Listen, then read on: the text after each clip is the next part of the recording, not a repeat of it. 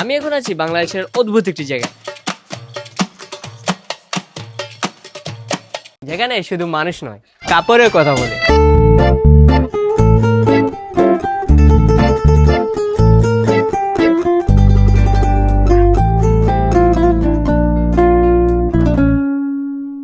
স্বাগত আপনাদের শ্রীমঙ্গলের ঐতিহ্যবাহী মণিপুরি পাড়ায়। এই যে শাড়িগুলো দেখছেন, এগুলো শুধু পোশাক নয়, এগুলো এক একটি ক্যানভাস।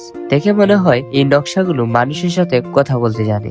এক একটি মোটিভ, এক একটি জ্যামিতিক রেখা, সবকিছু পিছনে লুকিয়ে আছে এই সম্প্রদায়ের হাজারো বছরের সংস্কৃতি আর প্রকৃতির প্রতি অগাধ ভালোবাসা। কিন্তু এই জাদুকরী কাজগুলো কারা করে? মণিপুরী সম্প্রদায় মূলত দুটি শাখা, মেইতেই এবং বিষ্ণুপ্রিয়।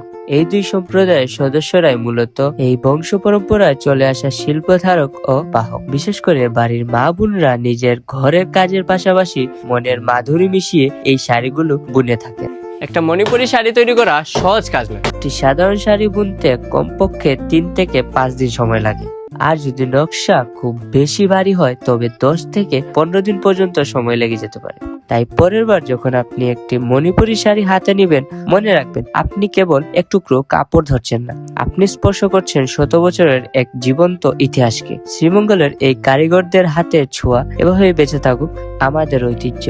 আশা করি ভিডিওটা আপনাদের অনেক ভালো লাগছে, আর ভালো লেগে তাহলে একটা করে ফলো দিবেন আর কমেন্টে জানাবেন কিরকম এসে ভিডিও। আর আপনি যদি মণিপুরি শাড়ি ব্যবহার করে থাকেন অবশ্যই কমেন্টে জানাবেন। আল্লাহ হাফেজ।